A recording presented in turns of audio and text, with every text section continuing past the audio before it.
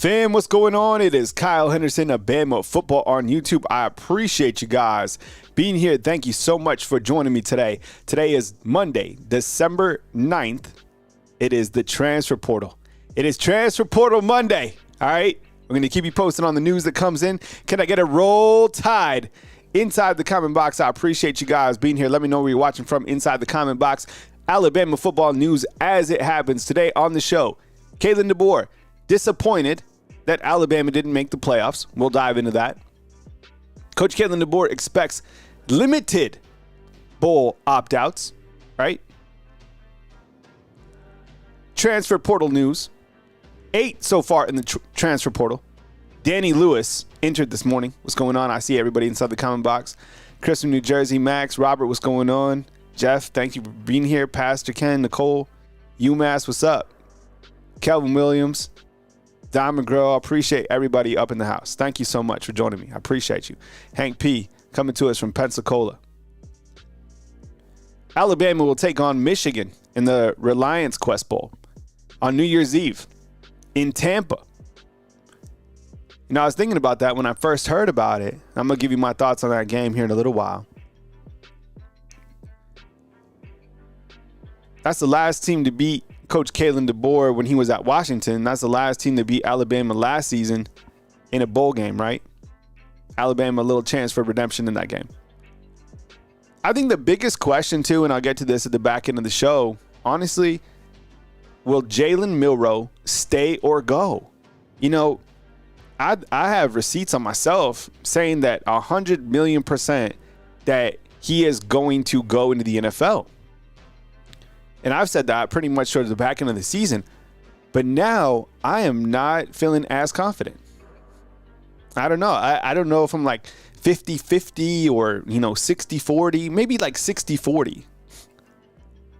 And I know there's a fake news site out there. It's on Facebook. And it said that Jalen Milroe said he's staying. Milroe hasn't made an announcement. I would stay close to like your team reporters, Charlie Potter of Bama Online, Tony Tsoukalis of Rivals, Mike Rodak, Nick Kelly of AL.com. Those guys are like the newsbreakers and boots on the ground, right? But in terms of like announcements, he hasn't said if he's staying or going. And of course, that would be like breaking news. We'll go live when he does announce that or whatever. But, listening to Coach Kalen DeBoer, some of his press conference from last night, he was talking about he doesn't expect a lot of guys to opt out of the game against Michigan. Right. So, and I'm kind of at the back end of the show. We'll maybe talk about transfer portal additions, like guys or positions that need to be filled, and then maybe other guys that kind of we're watching. All right. So first things first, Kalen DeBoer says he's disappointed that we were not one of the 12 teams that were selected. Now, obviously, he's going to be disappointed his first year taking over for Coach Saban. And, doesn't make the field of 12. Now, I have a question for you. And, obviously he's disappointed and we're all disappointed that Alabama didn't make it. Obviously, I've accepted it. You move past it. I mean, you kind of look at some components on why they didn't make it. And I'd love some feedback right here inside the comment box. While I go over each of these 3 options, can you please type your option inside the comment box? Why did Alabama miss the college football playoff when it was all said and done? You think it's the loss to Oklahoma, type A, inconsistency of the overall team, type B, or is it the playoff format, type C? Coach Saban, I think, put it best, and he said, look, the college football playoff committee is trying to do this with apples, oranges, kiwis, bananas, right? And it's like where we're broke, where the college football playoff system is broke, is the fact that you have to have these conference champions and a group of 5 inserted into the bracket, even though they're not part of the top 12 teams. Like, if you want a legitimate best field of 12, then rank the teams 1 through 12 and put those teams into the tournament. And there you go, right? Was Alabama a playoff type team? I don't know. I mean, you could go back and forth on if they, should have made it or whatever. But I think it comes down to a couple different things. I'll start with type A, right? Over here against Oklahoma. There's no way to sugarcoat this. Like, the loss against Oklahoma was disgusting. It was gross. It was so disappointing to see Alabama be beaten on the field by Oklahoma. I don't have to go over the whole game for you, but to only score 3 points on the road. They were beaten on offense. They were beaten on defense. It's one thing to lose on a last second field goal or a kick six or something crazy like that. But the performance overall was just not championship level performance. And it happened kind of in the later part of the season. So people were, of course, talking about it. If we're talking about it this morning, they were talking about it in the playoff committee. The inconsistency of the team and the fact that they lost to 2 unranked teams that eventually had 6 losses each, I think also stuck in the back of the mind of the playoff committee. And for us too, right? How many times during this season did we go up and down? This team found itself. This team didn't find itself, right? This is the team. They're not the team. Fire the OC. Yeah, he found himself. Keep Kane Womack. It was too much up and down. Milroe, yeah. Milroe, no. Milroe, go. It was all over the place. Inconsistent. The team, there was a lot of inconsistencies, and I get it. It's paired up with the parity of the new era of college football, but they were too inconsistent. I think the playoff format also, having Clemson just beat SMU, and then the bracket having SMU at 11 and Clemson at 12, that was weird. Having Boise State as a top 4 seed is weird. Having Arizona State as a top 4 team is weird. But that's the bracket. You have to be able to pander to all of the conferences to make the conferences happy. So honestly, they say the core principle is strength of schedule. It's not. The core principle of the college football playoffs is make sure to make all the conferences happy, take the best from the conferences, and the teams that are on the bubble that didn't have the schedule that was, below 2 losses, you're left out. And look, on each side of the equation, people could say, well, Greg Byrne or, whatever, Alabama, cancel your out-of-conference games. Well, how many out-of-conference games did Alabama lose this season? Their 3 losses were in conference play. If anything, drop out of the SEC. You can't do that because of the trillions of dollars that you get. But that's the real path. I'm going to tell you who's going to make the playoffs next year already. 2 teams. Breaking news. Notre Dame and Boise State. They'll make the playoffs every single year under this format. Notre Dame doesn't play in a conference. Boise State is going to run the group of 5 and the Mountain West. Period. Right? So those are the teams that automatically have a shot to get into the playoffs. There's going to be next year, it'll be the same thing. I don't know how many games Alabama will lose or win or whatever, but there's going to be teams that are penalized that are in the SEC because they played a gauntlet of a schedule, but the conference is hurting them in this playoff format. So if I had to vote, I would probably vote C, A. I would vote C, B, and then A. I mean, it just too much. Plus, this playoff format wasn't it. I know there's the tinfoil hat people out there that's well, they had to make the ACC happy because Florida State didn't get it last year. I don't believe any of that. I mean, don't play like you did against Oklahoma and you're a 2-loss team. And I think if you're a 2-loss team and SMU's a 2-loss team, Alabama probably gets the edge. But the way that SMU was able to come back, it was a worst case scenario for that SMU game to be close. I think if Alabama lost or if SMU lost by 10 points, I think Alabama gets in. But the way it ended, they basically, in my mind, the committee looked at SMU and Clemson, the ACC championship game, as a tie. I think that's what they did. I think they looked at it as a tie. And you know who else wanted SMU in badly is Dabo Swinney. He did not want. Look, these coaches know. They say they don't read social media. They don't look at which teams are in. No, that's false.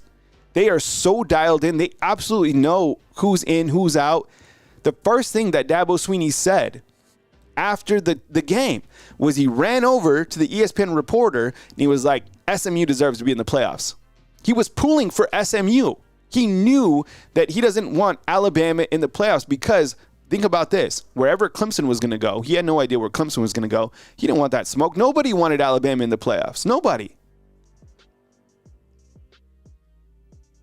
We don't know what Alabama is capable of. They might be capable of the first half of Georgia, and they might be capable of Oklahoma. So, inconsistency, type B, right? All right, moving on. Coach Kalen DeBoer expects limited bowl opt-outs. That's what he said last night. I like that. I think and look, no players have I would imagine that players start announcing, I'm coming back for the bowl game. I'm not coming back. I kind of like it when players don't announce and they're just like, this is my team. I'm going to finish what I started. I hate the announcements. It's too much. You know who set the standard for playing in the bowl game? When you were going to be drafted in the NFL, regardless of what grade you were going to have in the NFL or where you're going to be drafted, Bryce Young and Will Anderson. Those guys did not have to play, what was it, in the Sugar Bowl against Kansas State? Why? Bryce was going to be taking number 1 and Will was going to be taking number 3. Guess what they did? They finished out and they played under Coach Saban. And I think that is part of the standard here at the University of Alabama. Right? Brad, what's up, man? I see you inside the comment box. And when those guys set the standard, you really haven't, let's kind of rewind and think about it. Who are the guys who are opted out, in the past of bowl games? Post some guys inside the comment box. I was thinking about this, and I'm going to talk about the Reliance Bowl in the back end, but I remember 2019 when Alabama was playing, ironically, Michigan in the Citrus Bowl. It was Mac Jones who stepped up in. I can't remember if I guess he must have been hurt still, right? That's why Mac Jones played. But I can't remember any big opt-outs. Jawan, you bring up a really great point. Jawan's saying inside the comment box, you're talking about two guys, Bryce and Will, that loved Alabama. These guys don't love Alabama. Yeah, I don't know how much these guys love Alabama or not, but those guys were absolutely in, and I think they were part of the fabric that Nick Saban had developed. So I saw it kind of as a positive sign that Coach Kalen DeBoer said that he's expecting limited opt-outs. Now, he didn't say which guys, this and that. So I guess we'll have to track that going forward. I'm going to talk about Jalen Milroe at the back end of my show. I know there's a fake site that said that he's coming back. He hasn't said anything. He will be the one that breaks that news. And I know there's people that are out there that have really large platforms that said that Jalen Milroe has already played his last game here. I mean, let me ask you this before we'll talk about Milroe on the back end, but be thinking about this. Do you think that Milroe needs one more big game here at the University of Alabama, or do you think his draft grade is kind of like where it's at? I think he kind of needs one more big game. And I think people would find it respectable if he came back and beat Michigan. Hank P saying, so Milroe cost us 3 games. You could honestly look at that like, I don't think Milroe had anything to do with the Vanderbilt loss. He played very well in the Vanderbilt loss. Tennessee strictly went to Ryan Williams. I don't know if that was part of the game plan. Was eaten up by Tennessee's defense, and against Oklahoma, obviously wasn't it. 3 interceptions in that game, right? But limited bowl opt-outs. So, Tyler, who loves Alabama? Tyler Booker. Tyler Booker is the guy that absolutely loves Alabama. BJS, what's up, man? I see you inside the comment box. Look, I think Milroe needs to personally leave. 100%. What I'm saying is I don't think he will. I think he will come back and play against Michigan. I think he absolutely needs to go on. And look, there was 3 wide receivers that just hit the transfer portal. Do they know something that we don't know? Swole Humanist is coming in and saying everybody is so ungrateful for Milroe. I hope he transfers. You know what? I think people, honestly, as great as a person as he, look, this is going to get polarizing. People want him gone. They do.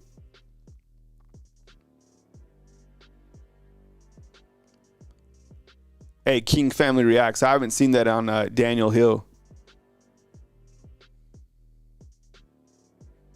I have my phone on Do Not Disturb. I get so many texts. Let me check this out.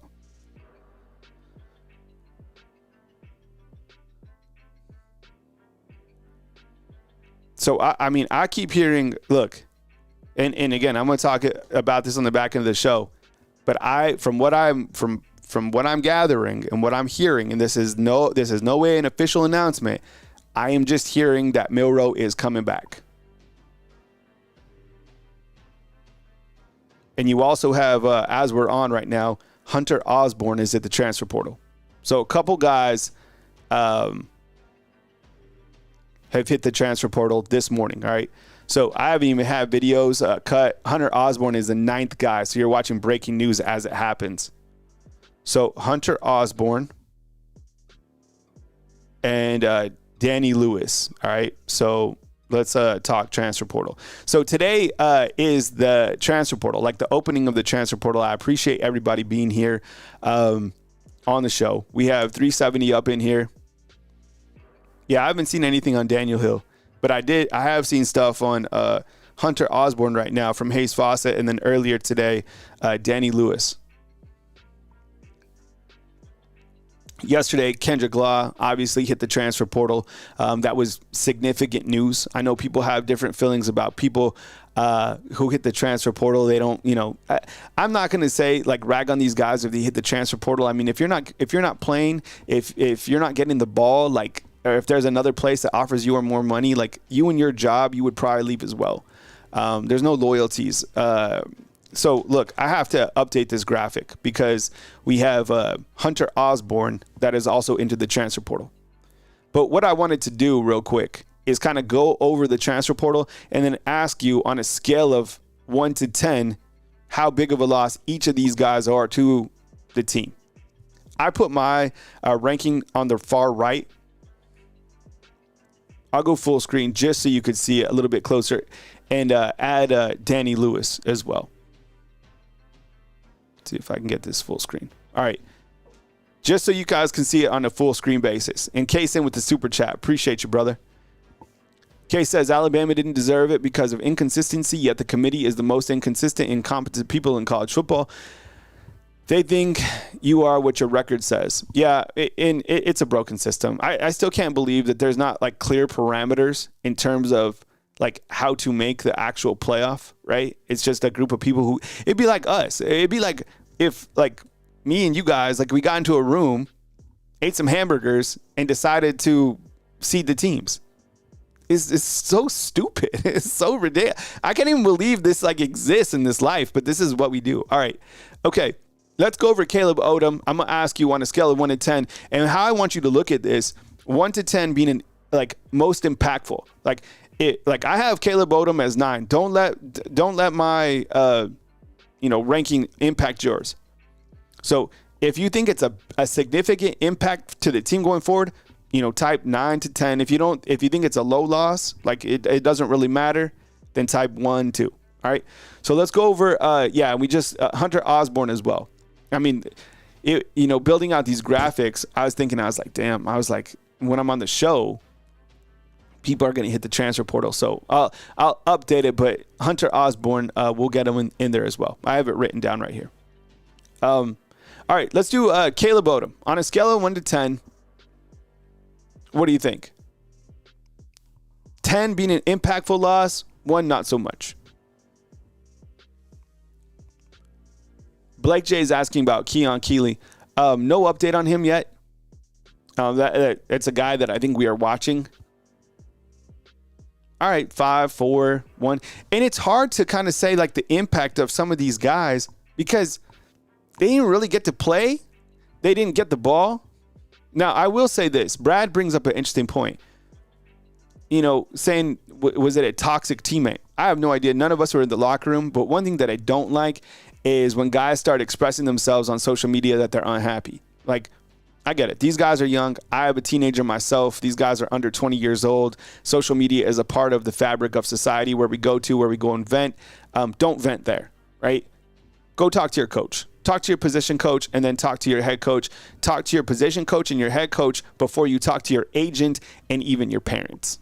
All right? Because I think that right now with Alabama not making the playoffs, Alabama playing in a lower level bowl game, let's call it what it is, agents and people behind them are going to be like, yo, you could get this in the transfer portal because, look, let's face it. When you play at Alabama, your name, image, and likeness valuation goes up just because you have the Alabama brand. You play 1 year, you play 1 year here. Your brand goes through the roof. Your notoriety goes through the roof because you played at Alabama, right? Oh, look, as soon as like Hunter Osborne just went in the portal, this guy can go wherever he wants just because he was here at Alabama, period. Brian's asking about Jeremy Bernard. We have no idea if Jeremy Bernard is staying or going. Okay, let's talk about. So I see it. I see Kendrick. I say Caleb Odom as being a big loss because I look at his playmaking ability. I look at his size, and I think if he would have stayed, and you have a quarterback that can really operate the offense, you get him. You get Ryan Williams.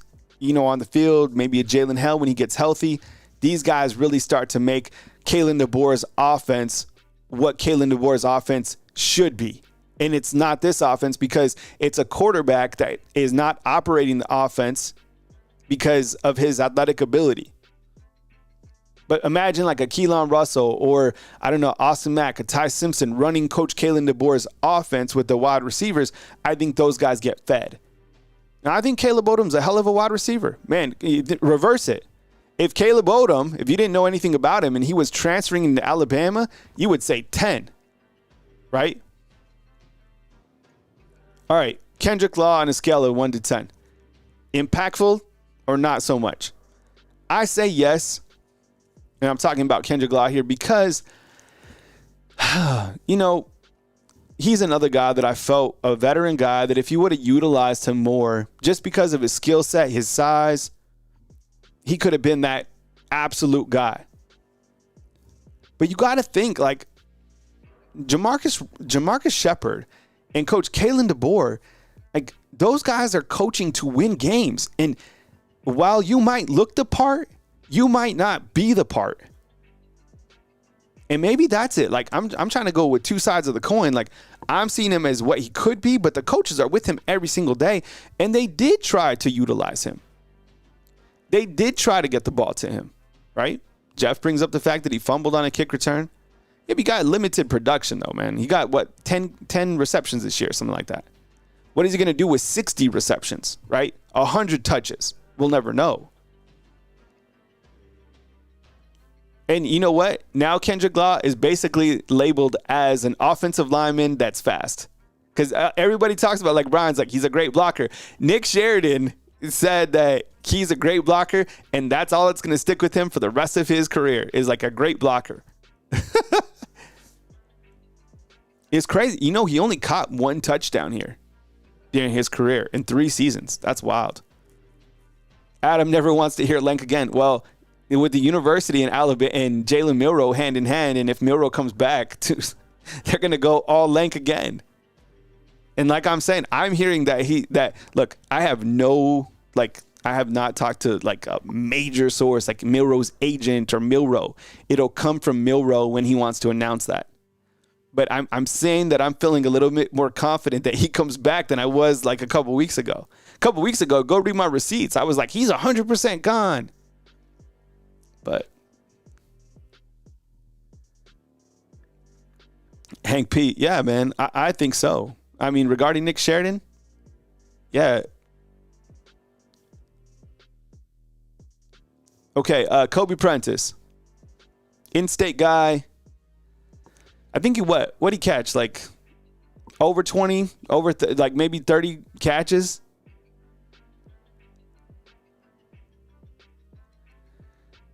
Scale of 1 to 10. What's the loss? You know, he's been here for a while. I thought he made some really nice plays in 2023. This year, you know, he had a couple drops. Didn't really see him that much. You know, if he comes back next year, it would kind of be the same situation. He wasn't going to get utilized as well. Probably not that impactful. I have him as a 7. I have respect for the guy in terms of like, you know, I like the fact that he's fast. I like the fact that he runs good routes. I kind of like am reminiscent about what he did in 2023. He made some good catches. This year, man, maybe I need to lower that. All right. Miles McVay didn't even play this year, right? What do you guys think on a scale of 1 to 10 with Miles McVay? And again, if you're just joining us, Hunter Osborne also hit the transfer portal right as we started the show. So we'll get him added to the graphic soon.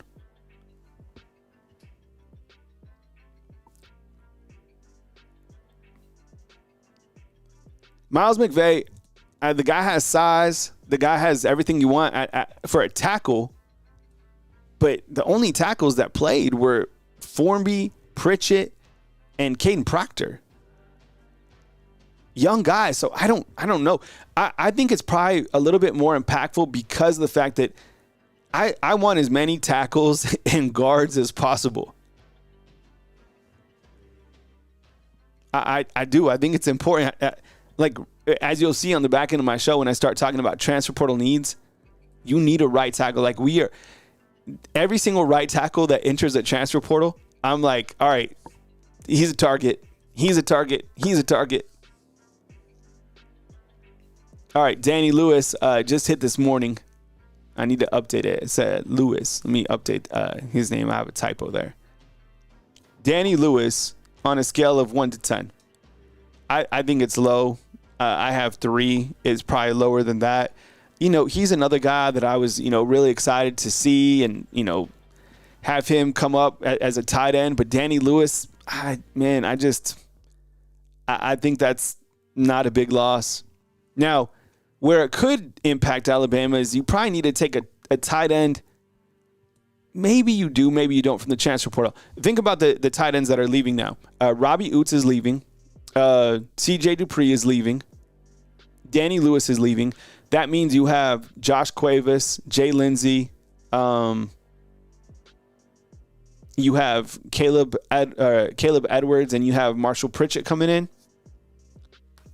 That's a damn good question, Josh. Josh is asking over under 20 transfers out. I mean, you're already at 9 right now. I'm going to take under. But it's be close. I'm going to say like 18. How many total transfers? That's a really good question. Over under 20 transfers. Like more or less than 20 transfers. I'm going to say less. Yeah, Blake, I think you probably need a tight end from the transfer portal. Ty Lockwood, thank you so much. That was the other one I was missing. Appreciate you. Yeah, I'm going to say it's close. Okay, Jaheim Otis. You know, oh man, I think with Jaheim Otis, a couple years ago, Jaheim Otis leaving would have been like a 7 or an 8 for me, but he started trending the opposite way. I think when he lost, it's an amazing story because he was overweight, then he worked on his weight, and then he played really well, and then he got injured, and then he came back, and he kind of just started going the opposite way. So I think even though like having quality defensive tackles, nose guards is imperative, I just don't think that losing him is that big of a deal. You know, I think he's probably going the opposite direction. Maybe he'll turn around. I have no idea, but not a big loss. Plus, I don't like the fact that he left during the early part of the season. Like, if you're going to hit the transfer portal, ride it out with the team, I guess, when it opens, and then hit the transfer portal. How about Keanu Coate? I know all the speculation about we have no idea what happened. I know the pictures. We do know that the speeding happened. Like, the speeding is fact, right?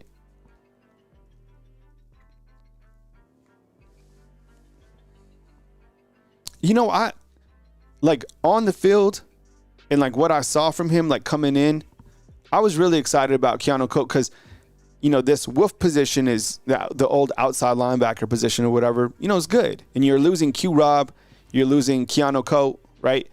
The good news is that position's relatively young. And you have, I don't know if Cavante Henry will play Bandit or Wolf, but you have Quay Rousseau coming back, who's amazing. You have Yanzi Pierre, who's going to eat. Noah Carter's coming up. Cavante Henry could play maybe Bandit or Wolf position, right? How about Justin Hill? He'll be there as well. And then Jaleel Hurley, I think it's a low impact.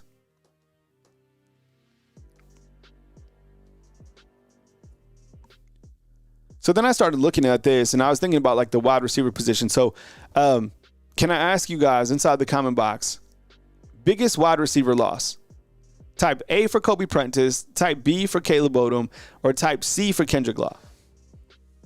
What do you guys think? Oh yeah, I mean Noah Carter, he's just a player who hasn't played yet. I mean he played a little bit, here and there, but he just got here. Got to give him time. Who's the biggest loss? Type A for Kobe, type B for Caleb, type C for Law. D. I like the D's. All right. Looks like heavy C. Eric Thomas is saying, hey, Kyle, you should do a show about the players that left last year after Saban retired and their production. That'd be interesting, right? We know this. The grass is not always greener on the other side. It's just not. And I think it was Coach Saban who said this too. Every single time you hit the transfer portal and you transfer out to a different school, because think about this. The connection of the two colleges, if they don't line up academically, you might not get credit for those transfers, right? Those transfer credits. So it kind of pushes you back. So I think the more you transfer, the less likely you are to graduate. That's what Coach Saban was talking about. Or just another update on Hunter Osborne. I just have to keep looking at my phone. It's just like again and again with all the transfers. Alabama up to 9 if you're keeping track out there. Hunter Osborne and Danny Lewis hit the portal today.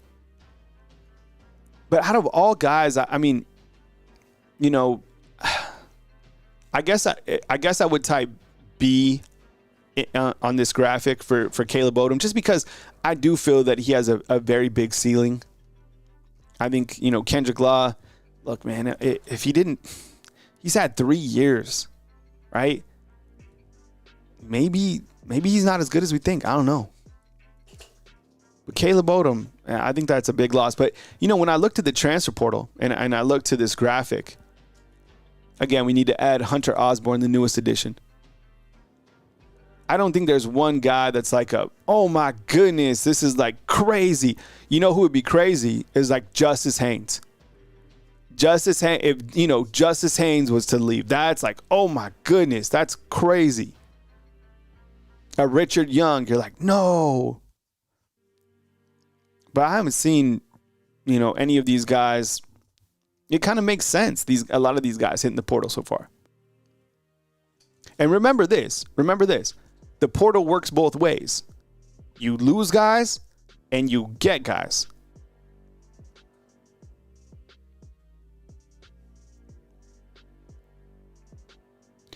Quincy brings up a great point. And you don't know about these guys if you're not getting them the ball. Here's a look at the Alabama wide receiver room so far. And I have another graphic. I think I might add. Oh, there it is. All right. So here's a look at the Alabama wide receiver room so far. So pay attention here because there's a lot going on. And there's, of course, some guys that are not listed on this screen. I'm going to show you in just a second at the wide receiver room what it could be like for 2025.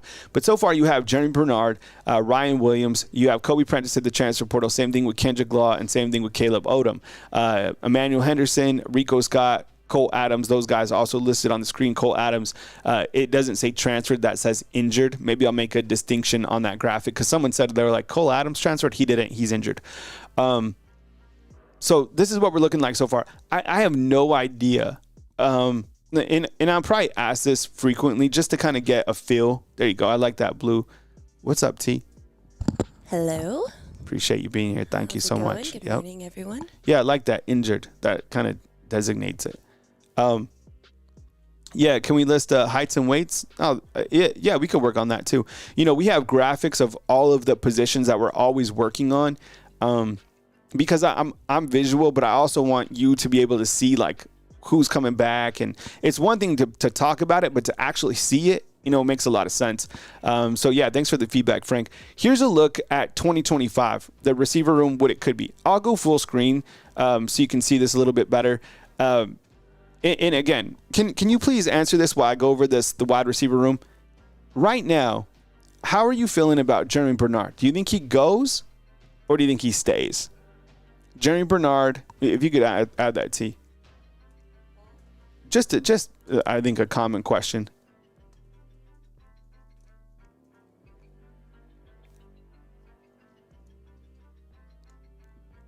Chris in New Jersey is suggesting change the injured to red and the transfer to blue. Okay, I like that. Yeah, wow, a lot of people saying stay. Interesting. Wow. Okay, so here's what the wide receiver could look like, okay? This is as of December 9th. It'd be funny to watch this like on January 9th when, you're down to Ryan Williams and Jeremy Bernard and, Jalen Hell. But the names on the right are additional names to know, guys that I haven't put graphics up just because they're not here or, they were injured. In fact, Coach Kalen DeBoer had a really good update on Jalen Hell yesterday. And he said that Jalen Hell, he's not going to be able to participate in the bowl. He's not that far along. But in terms of his overall health, he's on a really good track. So that's regarding Jalen Hell, a player that suffered a significant injury. And by the way, on here, the graduation years are paired up with what they're going to be like in 2025, if you're looking at this graphic right now.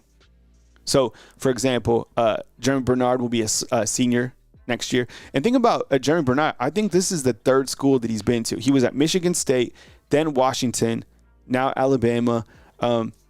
E-Man Henderson, he'll be a senior. Rico Scott, sophomore. Cole Adams will be a redshirt sophomore. Jaron Hamilton, we saw a little bit of him. He'll be a redshirt sophomore. Jalen Hell, Amari Jefferson, obviously redshirted this year. Derek Meadows coming in. Latsier Brooks coming in. So that's a look at the wide receiver room. I feel good about the wide receiver room. I mean, I know, and that's the thing. T, can you get the poll added? Will Milroe return? We're about to talk about Milroe.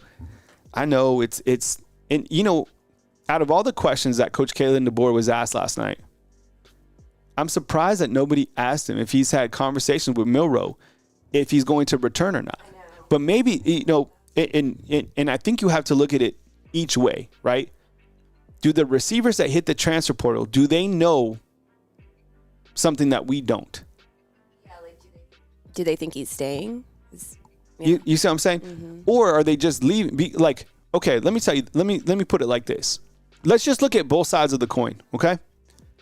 If you're Caleb Odom, if you're Kobe Prentice, and if you're Kendrick Law, and if I sat those three players down and I was, look, Ty Simpson or Keelan Russell is going to be the quarterback next year. We don't know. We're going to have those. And look, I know Austin Mack and Dylan Lonergan, but I'm just saying, hypothetical. If I sat you down, those players, and I was like, look, either one of these guys is going to be the quarterback. Do you think they hit the transfer portal? T, what would you say? Yeah. I mean, it's interesting to think about, right? Mm-hmm. Now, we don't know if nobody knows. And it'll be Milroe that will announce it. Again, I know there's like a Facebook site out there that said that there's this Facebook channel. It just posts this like fake news. Yeah. Yeah, so I one of them got me yesterday. I know. Well, one of them got Pee Wee. Oh, really? Yeah, one of them got Pee Wee. Oh, so yeah, when he called in. Pee Wee, remember when he called in? He called in and he was like, hey, Coach, he was like, congratulations on you and your wife having a baby. And Coach Kalen DeBoer was like, yo, he's like, Pee Wee, I love you, but no. And like, respectfully, we're not having a child. Like, we already have a family.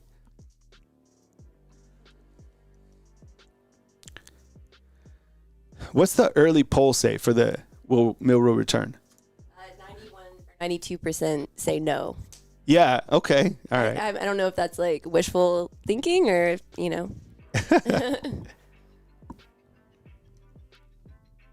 And I was thinking about this too regarding Milroe. Like the quarterbacks out there in college football. Like, who else would be drafted ahead of him? Yeah, Dylan Gabriel looked hella nice for Oregon. My goodness.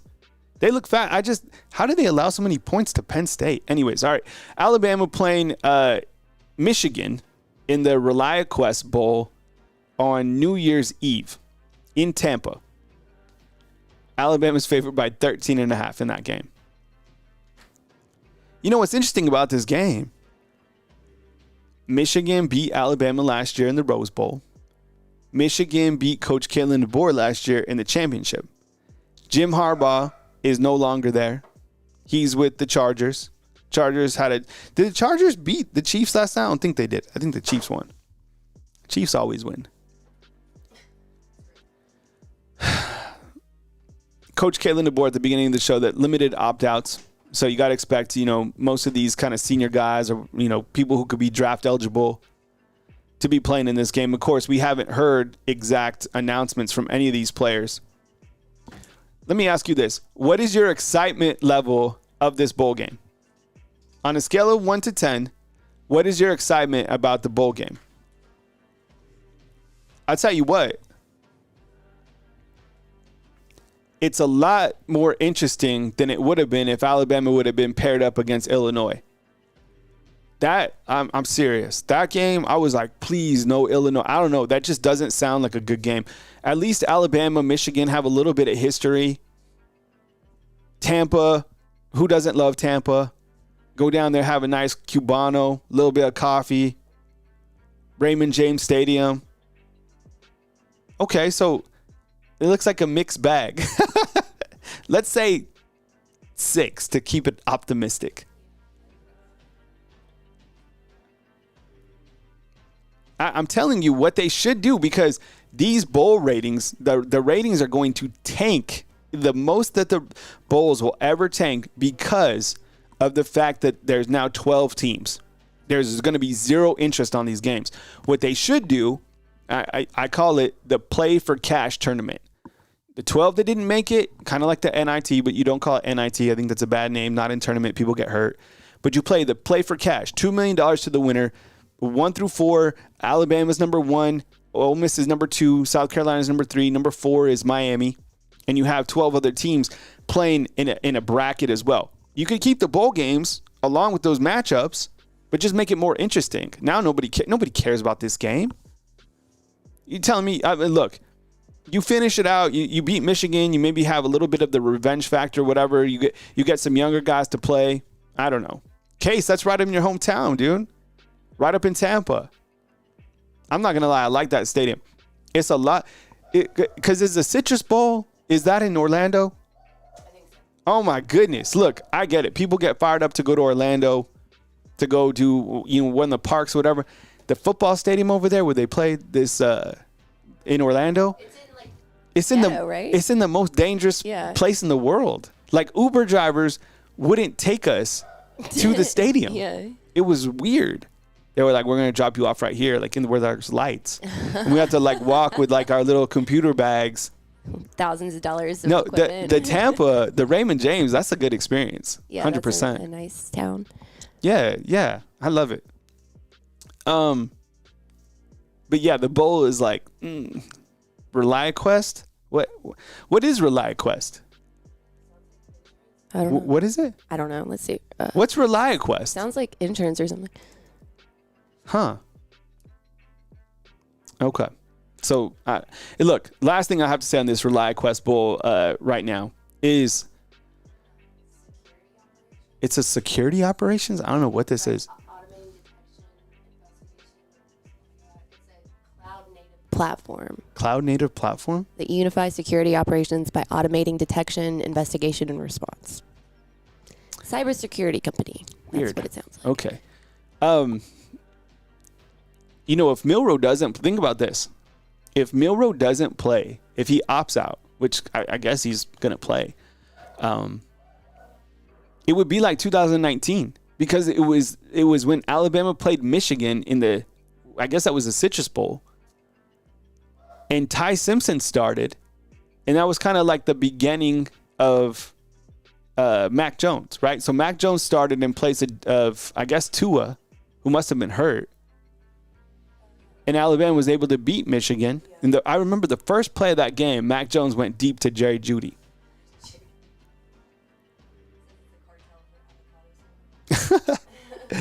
All right. Okay, so here it is. The biggest question that nobody's talking about, but I know it's on your mind, and it has to be on everybody's mind. And how could it not be? Will Jalen Milroe return? And I guess the poll is reading that he's going to leave, right? Say 86% says he's leaving. Okay, yeah. And look, you could check my receipts. I have said for a long time now that he's gone 100%. But ask yourself these questions. Some draft-eligible quarterbacks. Who would you take first? Okay, and Alabama fans, okay? And I have no idea. Where the hell is Carson Beck's draft grade? Because at the beginning of the season, people were saying that he's going to be first. Who are you taking? Carson Beck or Milroe? They're close, I think, personally. Okay, well, let's talk about, list a quarterback in the NFL or in college right now that's going to the NFL. Help me out here, okay? So you have Cam Ward, Miami. You have Sanders, right? Coach Prime's son. You have Dylan Gabriel, right? Oregon. You have Quinn Ewers, Texas. There's 4, okay? I guess Carson Beck, right? Okay, people listen Beck, Milroe, right? There's 5. Man, the NFL, there's teams that need quarterbacks. Dylan Gabriel. No, Sanders is going. Sanders will be the number 1, I think. Yeah. I think it'll be Travis Hunter number 1, and then number 2 could be Sanders. Mm-hmm. Oh, Will Howard, great pick right there. All right, so Brandon in with the super chat. T, could you read that out? Yeah, he's saying I can see him going to another school and developing more before going to the NFL, which is an interesting thought. You know, that would be the same thing that Jalen did. Jalen Hurts. He went to Oklahoma. That's where I found like that Jalen Hurts really developed, was at Oklahoma. And now, look, I mean, shoot, you want to deal with the Eagles? Go ahead.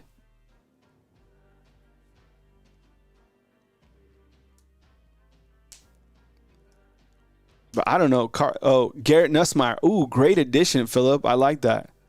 Yeah. Oh, Drew Aller as well from Penn State. Jackson Dart.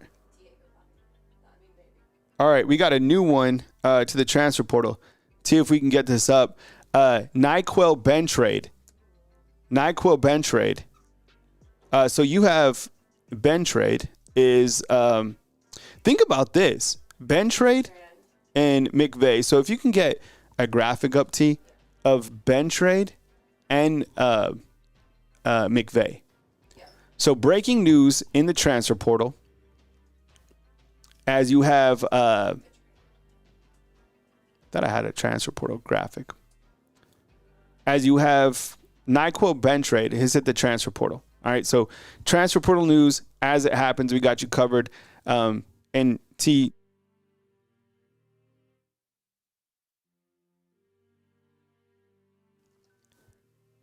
So,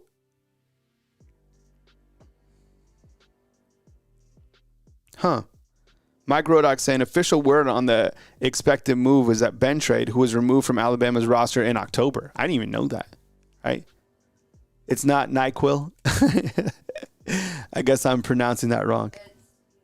How would you say it? No, I think it is NyQuil. NyQuil. Okay, NyQuil. All right, got you. Appreciate it. NyQuil Ben trade. You know, I think what hurts Alabama, and so really 3 transfers this morning, okay? So you have Danny Lewis, and then you have Ben trade, right? But the one about McVay is you're losing 2 tackles, right? Because Bentrade was a tackle, and so was McVay. So Alabama up to what? Is it 9 transfers now? Because we got to add. Oh, and Hunter Osborne. That was the other one, T. Yep, we have Danny. So 3 today. You have N'Keal Bentrade. You have Hunter Osborne, and you have Danny Lewis as of December 9th. So those players have not been added to the graphic. I mean, the only thing I think is impactful with those guys leaving is I think you're losing a tackle, right? Like 2 tackles. Yeah, Bobes, what's up, man? Inside the comment box. Yeah, we just got N'Keal in there. So we'll have a graphic coming up. I mean, you can't even build out the graphics fast enough because guys keep transferring. You know, we could do it on the hour, right? Surfer Board, what's up, man? How about them dogs, though? You know, it'd have been interesting if you guys could have beat Jalen, right, in the tournament. And that was kind of my theory, was those 2 teams would meet, and Georgia would be the favorite again, and then somehow Alabama would have beat them. Road Warrior with a $5 super chat. He's saying breaking, Milroe is switching to running back, and DeBoer is transitioning him to the Wildcat offense. We'll get a graphic up in just a second of the 3 that have entered today. Danny Lewis, N'Keal Bentrade, and then Hunter Osborne. So what is that? Alabama's up to, let's see, what is that, 9, 10, 11? 11 in the transfer portal so far? Is that right? Let's see, 1, 2, 3, 4, 5, 6, 7, 8. 1, 2, 3, 4, 5, 6, 7, 8, 9. It's a 10-man win spot. Everybody, Biggie. So, yeah, I mean, transfer portal, look, I was thinking about this too. So, transfer portal watch. Again, I have no idea if any of these players are going to leave. No idea. Just, maybe, these players hit the transfer portal. I think this is probably on the mind of everybody. Okay, I'm just going to say it. Will Dylan Lonergan transfer? I have no idea. It seems like the odd man out. I've explained why. I think Austin Mack is a Coach Kalen DeBoer guy.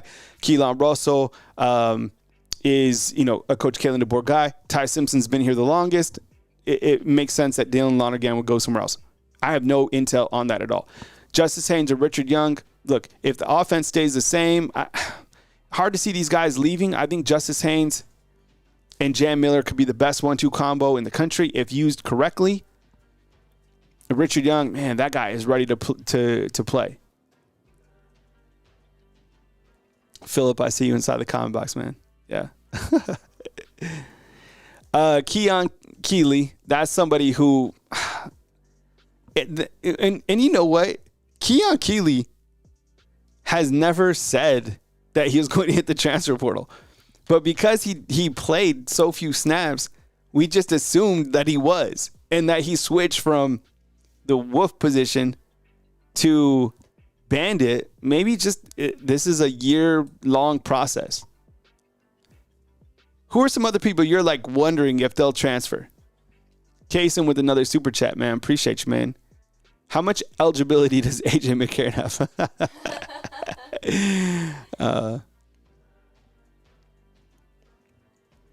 And I think with, I think when you look at Alabama and missing the playoffs and kind of guys hitting the transfer portal and this is that and I don't know, other elements, do you think it impacts recruiting at all?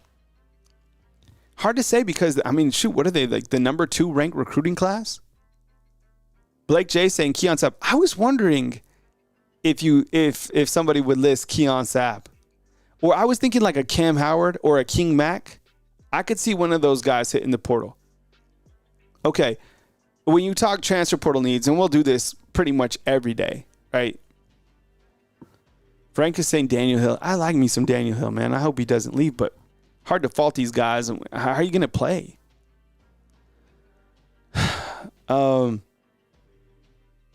No, I don't think Xavier Brown at all. I mean, the guy started every single game. Transfer portal needs. Okay, talking transfer portal needs, what do you think Alabama, I mean, now, obviously, with the tackle, I think I might just put tackle position. T, do we have a graphic up for those guys yet? Yeah, it's the one after the transfer portal. Right tackle, clearly. Elijah Pritchett, Formby, those guys, I'm sure, are doing their very best to perform at a high level. They're not it right now. McVay hit the portal, and so did Naquil Bentrade. Okay? That 2 tackles out, and are those other guys returning? You know Caden Proctor's returning. Quincy with the super chat. Appreciate it, man. Thanks for supporting the show, man. Thank you so much. Really appreciate you. I list defensive tackle. I mean, you lose Jaheim Otis. I'm always for like a defensive tackle to come in. Some people have said Bear Alexander. I think that's just, a name that people would love to see come in. I don't know about that. You go from Georgia to USC. I'm sure there's probably better defensive tackles out there. Inside linebacker, I think, is just as important as right tackle. With losing Jaha Campbell, losing Deontay Lawson, losing Justin Jefferson, that's 3 guys right there. Returning Jeremiah Alexander, Justin Okoronkwo, Caden Jones. I don't know if anybody would switch to inside linebacker. Quincy's asking are you asking, Quincy, in terms of like the transfer portal? Guys, like how would it impact?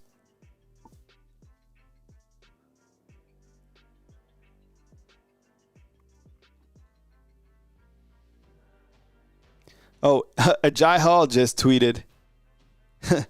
Remember Ajay Hall? He just tweeted that he's still in the portal. Tony just subtweeted him. Still in the portal, ready for it all.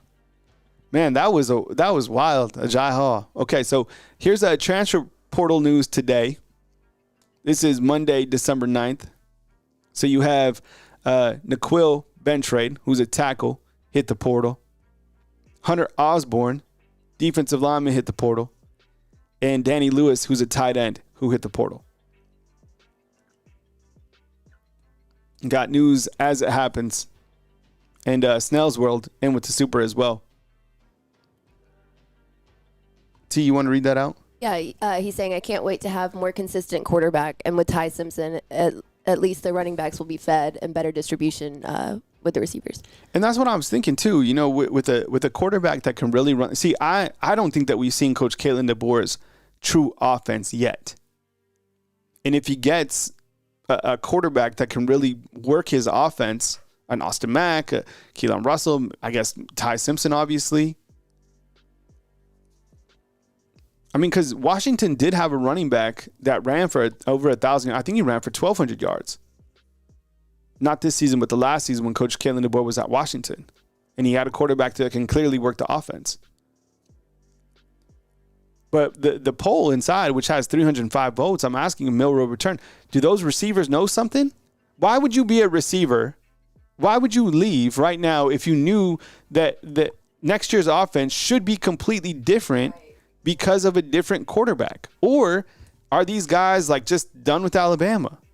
That's what's confusing.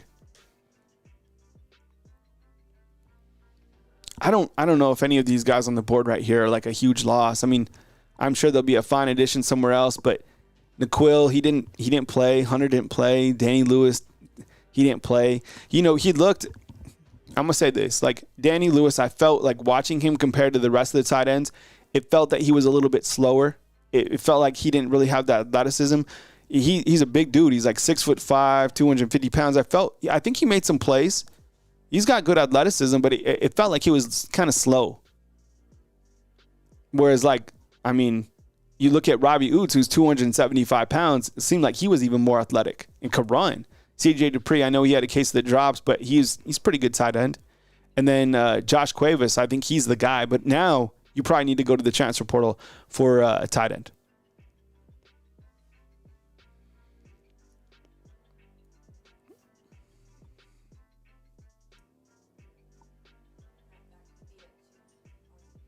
What's that, T? Artie saying, or they know that Ty isn't the guy. Yeah.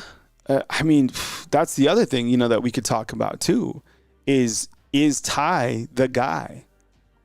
Right? There's your title for your thumbnail. Is Ty the guy? I just thought we would have seen at some point, this guy play more, but he didn't. This is the biggest question right now, is if this guy comes back or not. Playing in this bowl game, here's the wide receiver room for next year. I like it. I mean, as long as this guy is here, and these other guys are just going to be complementary pieces, and that's just the truth, okay? What this guy's able to do is just, he already showed it. I would love to see Emmanuel Henderson get fed more. I'm glad he's being patient. I don't know if more people will hit the transfer portal from the wide receiver room, but this is what it looks like so far. Kobe Prentice, Kendrick Law, Caleb Odom out. Cole Adams injured.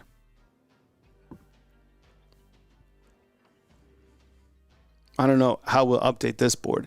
Maybe what we could do is shrink this in and add the two other names. So take out the loss on a scale. Yeah, so take out the size on the right and then just keep adding the names as they come in. I haven't really seen a name right now that I'm just completely shocked about. I think it obviously hurts to lose Kendrick Law, right? Adam, I don't know, man. I don't. I wish I did. I think all Alabama fans would love to know if Milroe is coming back. But I think with Coach Kalen DeBoer saying he's expecting limited opt-outs, I think that probably tells you right now that Jalen Milroe is going to play in the bowl game. And I think that Milroe needs another good game. Think about this. Milroe ended SEC play from October 5th throwing 3 touchdowns and 9 interceptions. He has to come back. And I think because they got Michigan, you got to think they're able to do what they want against Michigan. My goodness. Then again, Michigan just beat Ohio State. According to X, put our entire roster in the portal. Portal watch. It's the 9th. So, look.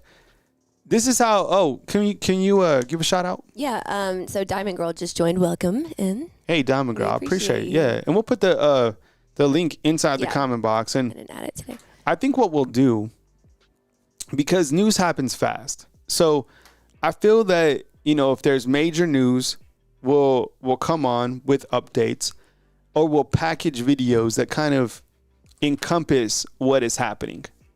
But we got a couple super chats to run through. So now is a good time to post questions, and I'll answer questions as they come in. Why don't we start with Samuel with that super chat? Like Ty will be a better passer than Milroe. Which when I think about Ty Simpson, and thank you so much for the super chat. You know what game I think about? I think about the Wisconsin game, and I think about the Kentucky game from last season. I know that's a long time ago. But those are the opportunities that we got to see Ty come in. I don't think about the South Florida game. From what I saw with Ty is he was able to kind of work the field with like the intermediate passes. But you know what? The receiver that he targeted, this is interesting what I'm about to say here. The receiver that Ty Simpson targeted the most? Caleb Odom. Yeah. That's why it's weird if yes. Yeah. That's the weird thing that's for me. That's definitely weird. Because he definitely targeted Odom the most. And you know what? There's probably a lot of players who maybe just don't vibe with this coaching staff. Hard to think so when you got Jamarcus Shepard out there as your wide. You would love. It seems like you would love to play for a guy like that. T, what is Adam saying? Adam saying Kyle Seth McLaughlin had 0 snap issues at Ohio State, which he finds interesting to say the least, if you know where he's going with that. Wow, that's crazy. No snap issues? Was he trying to throw the season last year? I don't know. Or he just like really worked on snapping the football? Or if it was I think it was somebody else's Well, problem. you know what? Unfortunately, he tore his Achilles. Seth? Yeah, so he didn't play in the back end of the games. I think he tore his Achilles before they played Michigan. So he's out for, that's a serious injury. So Rich B is he doesn't care about Ty Simpson coming back. Yeah, so if you have questions, just throw them inside the comment box. I'll answer them as they come in. Kind of open up the forum now. If you have like transfer portal questions or, thoughts on the college football playoffs.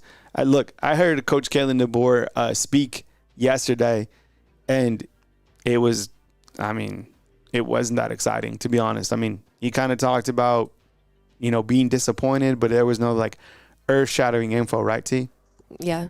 I mean, he talked about literally. It was pretty. Yeah. I mean, he talked about being disappointed that they weren't the 12 teams selected, but he also said that they shouldn't leave that in the hands of other people to decide, which is really kind of, I'm glad he said that, because you take away the Oklahoma game, Alabama doesn't miss the playoffs.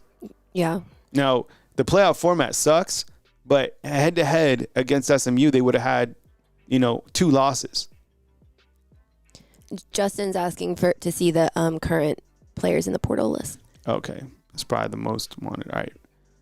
So these are the players that are in the portal. Now, we have a couple additions that we need to add to this graphic. So maybe, T, you could work on this. Mm-hmm. And I would just shrink it down, like take off the loss on a scale of 1 to 10 and shrink it down and add, if you could, please, Naquil and Hunter Osborne. I think those are the players that are missing.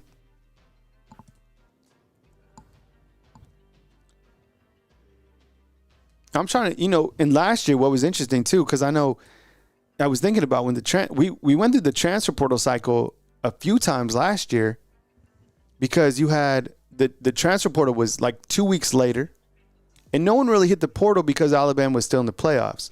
But then remember when we were in California, we were breaking updates like from the pier and from the promenades, even transfers coming in. Cam W saying DeBoer has no fire or passion.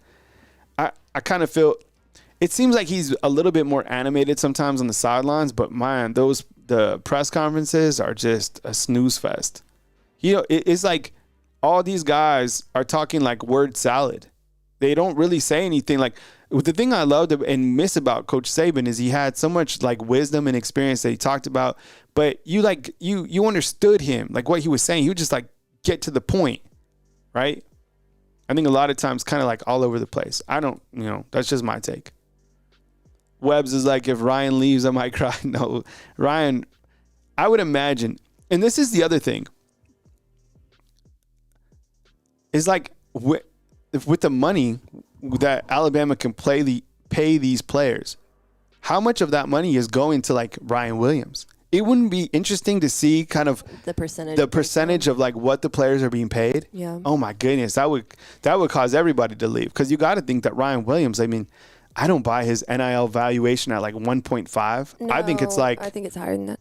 I think it's probably like 15 to 20 million. And I read a stat somewhere that most schools spend like 15% of whatever their budget is on their quarterbacks alone. Yeah, well, that's what I think Nebraska's coach said. It cost $2.5 million last season to get a good quarterback. Mm-hmm. We got Quincy in, and then we got a new member up in here. Let's see. You could read Quincy's first, I guess. Nick, what's up, man? Thanks for joining the show. Thanks for becoming a fan funder of the program. Quincy saying Kobe had 29 catches with 600-plus yards. The first season he had 300 yards, 11 catches, 129 yards all season. QB ran all the balls, so can win the Heisman. Yeah. I guess you could look at it that way. I mean, Kobe's production completely started to decline, as he, progressed here at Alabama, which was pretty disappointing because he did have a pretty good year last year. And I think people kind of look at the negatives of Kobe Prentice and some of the things that he happened this year. But I think he's a good wide receiver. And I think absolutely that Jalen Milroe was trying to win the Heisman Trophy. I mean, what quarterback isn't? And I think Kalen DeBoer and Nick Sheridan were feeding Jalen Milroe. And this is the most that Jalen Milroe has ran the football, right? Like they let him run finally, which I liked inside the red zone. But one of the things that really stands out, and if you think about this, how many times did we see kind of Jalen Milroe inside the red zone, or even if you get to the 10-yard line, kind of roll out and hit a wide receiver or hit a tight end? I saw a lot of that from Keelan Russell's highlight tape. I kind of think back to like Jalen would either have a design run and just get in the end zone, And the one play I think about is when he threw that interception in Tennessee, right? At Neyland Stadium, like the one-on-one jump ball. Oh, I think Alabama fans would love if Ryan Grubb came back to be the OC. Yeah, I did see Scott Frost is going to Central Florida. And then Central Florida's old coach, Gus Malzahn, is going to be the offensive coordinator with Florida State. And Alabama plays Florida State next year. I think it's the first game of the season. Is it? I think it's the scheduled. No. They got Eastern Michigan, they got Wisconsin, they got Florida State. I mean, there's you got a Division II team that you're opening with, Florida State. Yeah. Do you like? You know, I wish Alabama would play. How do we feel about this? Alabama playing in like a different country. Florida State got to. Does Alabama want to play in a different country? I don't think so. They make too much money. D.W. Campbell, what's up, man? I appreciate you being here. You know where Alabama has a huge fan base is Mexico City. All over the world. Didn't we find out that there's a store in Jerusalem? Yeah, someone said that, but there used to be this reporter who would call in from Mexico City. Oh, yeah, I remember. And he would say that there's like 17 Latin American countries that every single Saturday, the only program that they watch is Alabama football. And he even called it, he zoomed in one time and asked Coach Saban about Mexico City watching Alabama football. And Coach Saban was like, what? Okay. And like, yeah, he was like, thank you. I don't know what he said. But Saban would get recognized all over the world. Well, Saban's different. Yeah. Like, remember he said he got a Roll Tide in Italy, but he's like, a lot of people also gave me some other flack. Yeah, some not so, Roll Tide. Oh, man. And Saban said it best yesterday with why Alabama didn't make the playoffs. We're just talking about the playoffs in general. Because the system's not designed it's not designed correctly. The easiest way to fix this crap is to rank the best 12 teams, period. Yeah, just rank the best 1 through 12, and that's it. And then once you rank the best 12, that's it. And then you're just like, look, you didn't fit into the top 12, and then people will be like, well, I was 13. Then you go to 16. What's scary is I'm for the 12 team. I like the 12 team. I just don't like the format, how to get the teams in. I don't think I'd like a 16 team. Alabama would probably be 16. No. They would be in the 16 team bracket. Let's say that Alabama was 14? Who does 14 play? The 3 seed? Who's the 3 seed? Boise State. That's who they would have played. Where would you like to see Alabama play overseas? And Redfish Stalker has a question for us. He says, real question. If you're a 4 or 5 star.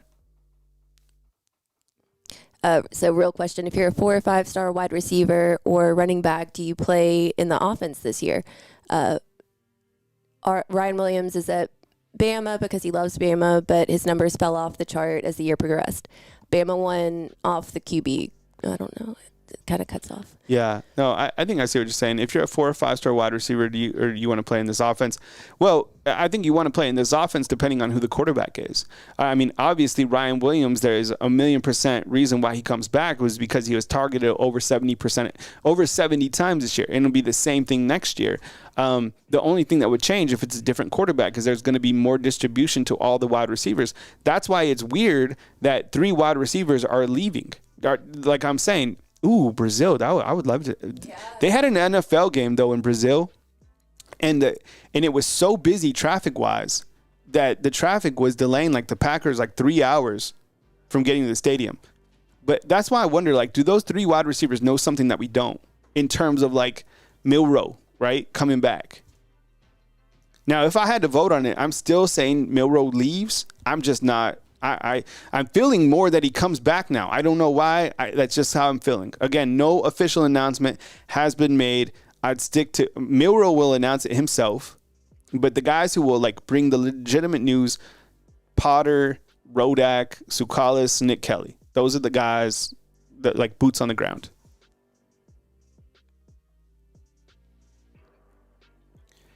Rich B saying Hollywood wasn't always focused. Look, I can see that. I mean, the guy's 17. He's now a mega millionaire.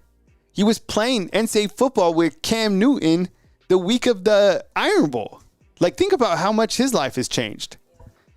He'll probably learn to deal with that because now he's a mega millionaire and a mega star. But I mean, shoot, he's got to have fun with it too. Yeah, see, that's what I was talking about, Robert. So what happened was there was a game earlier in the season in Brazil, and because of the traffic patterns, I can't remember the two teams that played. I think it might have been, was it the Eagles and the Packers? It might have been. It was something like that. One of the teams stayed really close to the stadium, but another team stayed so far out, and it was only a short distance. It was like 4 miles away from the stadium, but because of the traffic pattern, it took them 4 hours to get to the stadium. So like they basically sat on the bus for 4 hours. No, I think it's like 10 times worse. Yeah. I mean, over here, you just get a police escort in Tampa or in Atlanta, and you're wherever you need to go. Brazil's a whole different thing. You want to watch a crazy video? Watch this video. Watch this. Type in flying into Sao Paulo, Brazil. I'm serious. I've never seen a bigger city in my life. Type that in. Next time you have 2 minutes of downtime, type that in. Landing in Sao Paulo, Brazil. Craziest city I've ever seen. Yeah, so, we will, a team will get kidnapped in Brazil. So, yeah, as news comes in, we'll keep you posted. I mean, if you're looking for transfer portals, these are the guys that have hit the portal so far. We're working on this graphic as we speak. We asked about the biggest loss in the wide receiver room earlier this morning. The guys that hit the transfer portal on December 9th, which is the official day when it opens, is Naquil Bentrade, Hunter Osborne, and Danny Lewis. I would imagine that there's many more guys to hit the transfer portal. I don't know if there's going to be 20 guys, over 20. I mean, there's going to be a lot. But remember this. If you're out there and, it's a little bit disappointing to see some of these guys hitting the transfer portal.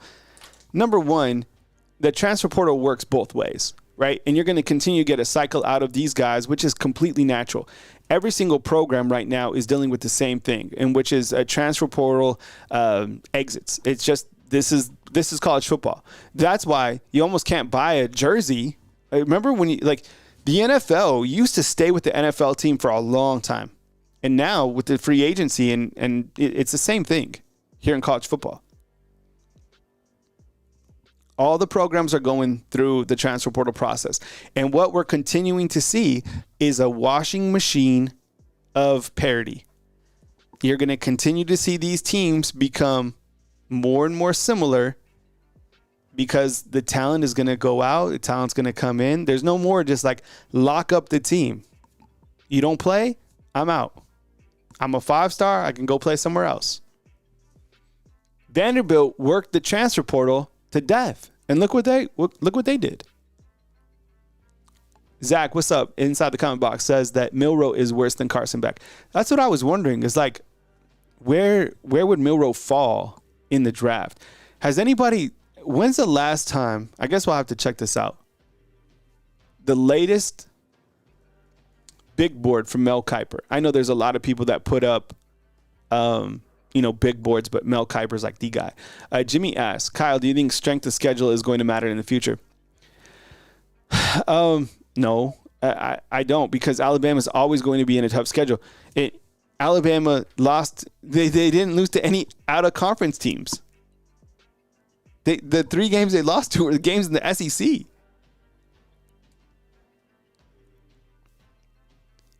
Alabama's always going to have a challenging schedule because of the fact that they're in the SEC. But if you want to make the playoffs every year, join the Mountain West. Go independent. The real way to get to the playoffs, the real way is to become independent. Alabama could do it. Alabama could formulate an individual deal with ABC. They're that big of a brand. There's only Texas and Alabama could do that, and Notre Dame. But look at it this way too. The playoffs aren't always going to be this way. Georgia just lost a true freshman wide receiver, Nitro Tuggle. See what I'm saying? It's all over the place. But they will change the playoffs. They will either change the playoffs to where the group of 5 doesn't get in. Oh my God, GW Justice, 100%. They are boring, bro. The press conferences, we can see the drop off compared to Coach Saban. Oh God. And Kalen DeBoer. It's crazy. We've even thought of like some different things to do to like spice it up. Spice them up.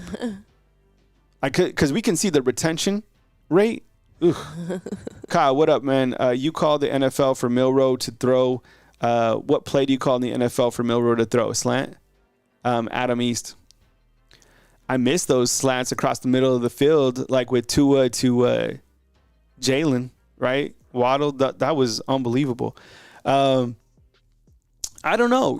Look, teams in the NFL need a quarterback. Jalen Milroe, like the Giants, the Raiders. I would imagine that Shedeur Sanders ends up with the Raiders. The Giants need a quarterback.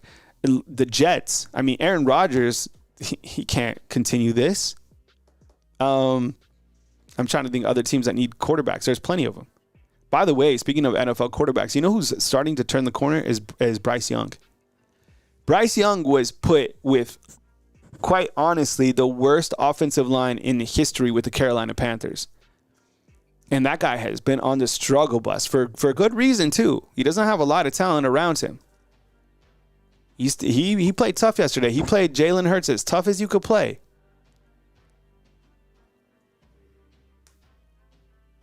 Tough to beat the Eagles, though. And they almost did. They had a shot at the end of the game.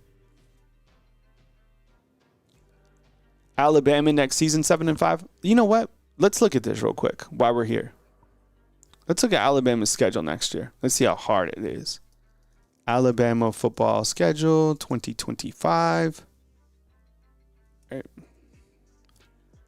Man, this ReliaQuest Bowl, man. Ugh. Yuck. All right, let's see. The only way it's going to be interesting, that ReliaQuest Bowl, is if a different quarterback starting. There, I said it. Seriously, do you agree or disagree? The only way that it's going to be interesting is if a different quarterback starts for the bowl game. That's it. People might get mad, but that's exactly that's why people will tune in. Here's a look at Alabama's football schedule for next year. Damn, this looks easy. Okay, at Florida State, 100-0. Louisiana Monroe, 100-0. Wisconsin, 100-0. Eastern Illinois, 100-0. Oh, these aren't in order. The schedule releases come. I was like, damn, this is the front schedule? So the first game of the season is Florida State. And then, I remember, the SEC is going to tell us where these games fall in. I was like, these are their first 4 games? Damn. So at some point, you see, these games are set in stone on the left. But they also play LSU at home, Oklahoma at home, Tennessee at home, Vanderbilt at home. Ooh, they go to haunted Jordan Hare. Ooh, they go to Georgia, and they go to Missouri, and they go to South Carolina. Whoa. That's tough. Right? No, that's a good schedule. Like those 4 the 4 conference games, they're nothing to worry about. Are you worried about any of those non-conference games? No. Which game scares you the most, honestly? Florida State, Louisiana Monroe, Wisconsin, or Eastern Illinois? It's not the problem.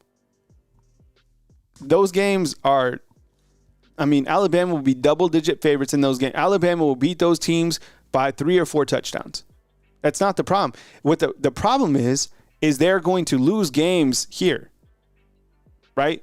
They're going to drop games, maybe 2 conference games, because of the parity, and they will be penalized again for playing in the SEC if they don't make the SEC championship. The problem isn't the strength of schedule, like being valued. The problem is the SEC is just, it's too strong. Cam W, is this Cam Ward up in the comment box? Milroe is 3rd, 5th best QB prospect according to various scouts. There will be various NFL scouts interested in Milroe, especially since Anthony Richardson got drafted high. And the last that I saw on Mel Kiper's board, he was the third quarterback. It was Shadori Sanders, it was Cam Ward, and then it was Milroe. And the thing that people are going to love about Milroe, leadership abilities, and at the combine, he will show you, right?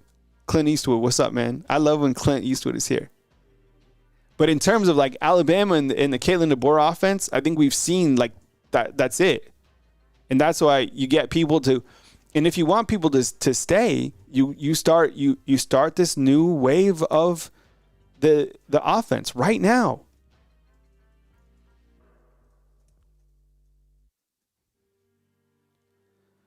Tony just tweeted, Seth McLaughlin is one of the 3 finalists for the Remington. This dude might win the offensive line award. Are you serious? Oh my God, Seth McLaughlin, he might win. That's crazy. The Remington Trophy. Is the Remington the offensive line trophy or the top center?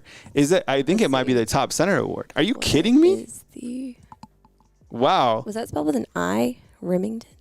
Yeah, let's put it I. That's crazy.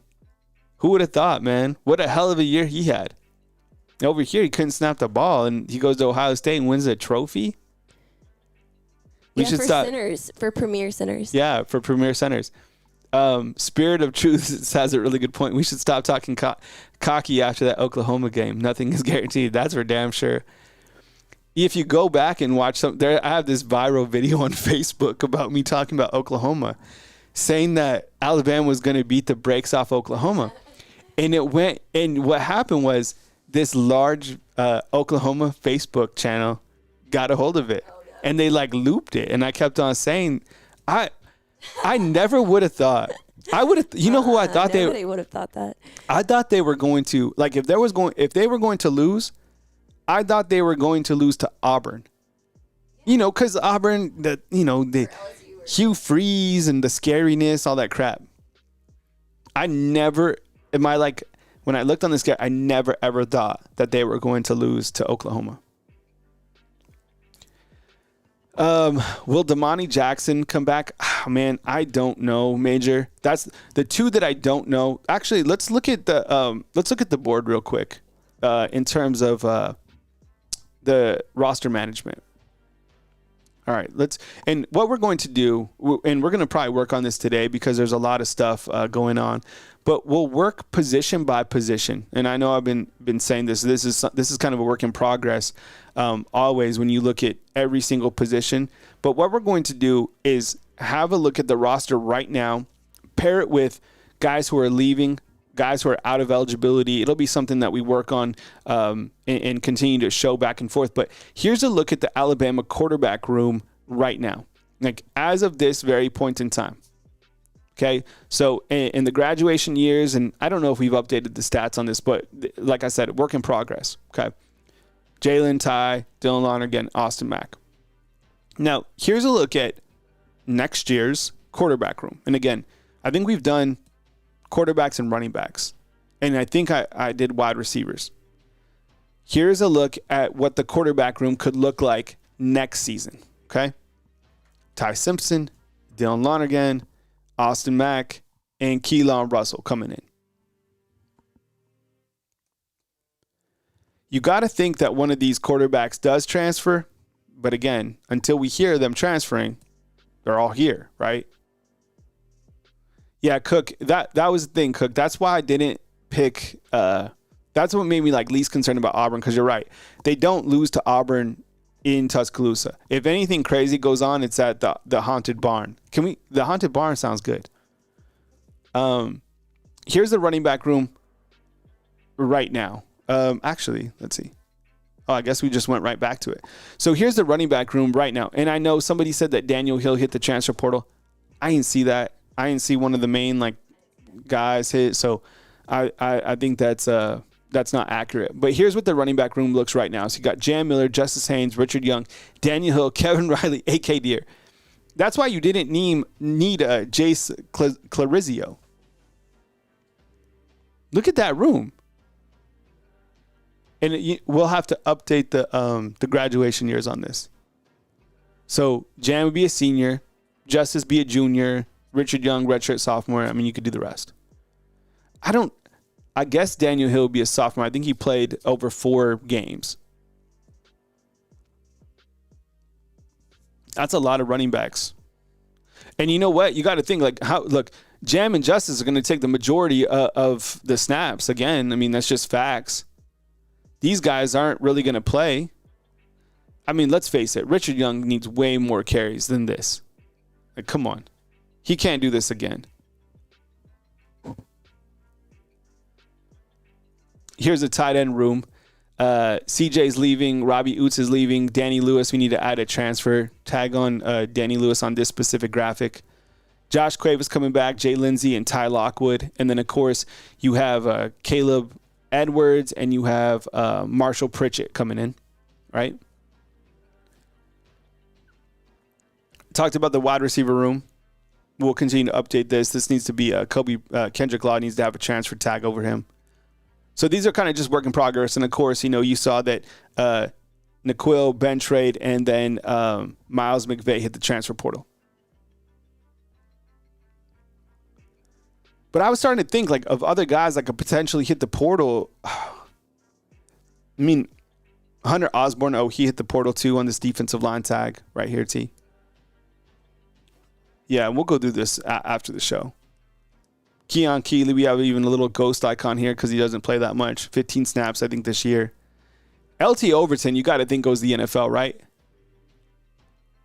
Yeah, Taylor, what's up, man? I see you inside the comment box.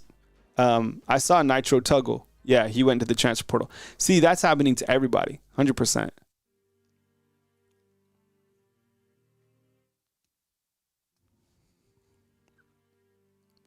Latham's gone. You got to think LT goes in the NFL, 100%.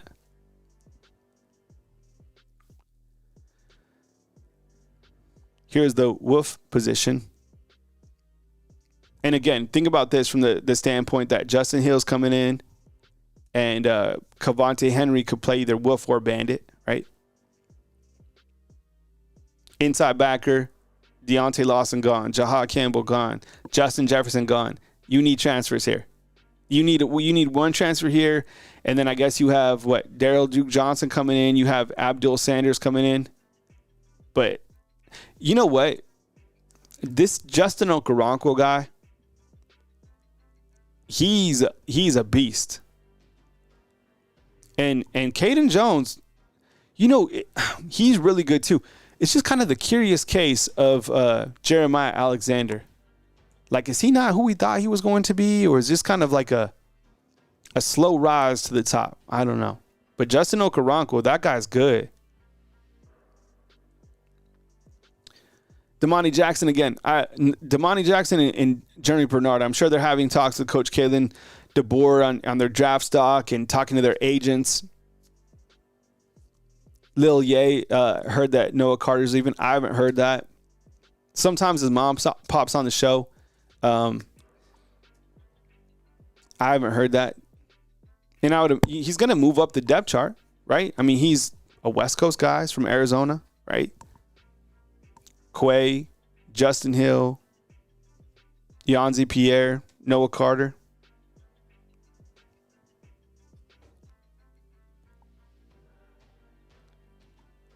I think maybe we watch King Mack in terms of being on the transfer portal list. Again, no insight. But considering that Bray Hubbard's coming back and Keon Sabb's coming back, Malachi Moore's gone, Devontae Smith, he's coming back, Red Morgan's coming back. I think just, piecing things together. And I think sometimes that in the times that I saw King Mack play, he seemed a little less talented than the other guys. Just my take, though. Kicker, you lose Graham Nicholson. You lose this is kind of scary right here. You lose all your specialists besides, and I get you can replace your kick returner pretty easy. But you know what? This is interesting. You're losing these three guys. This is scary. Yeah. Neelan Hibbett, James, and he's been the snapper, the long snapper for a while. Just got put on scholarship this year. I think he's a Hibbett Sports legacy guy. You know Hibbett Sports, right? Yeah. We used to. James Burnup, a.k.a. one of the top, 6, 7 players on the team. And then Graham Nicholson, he's gone too.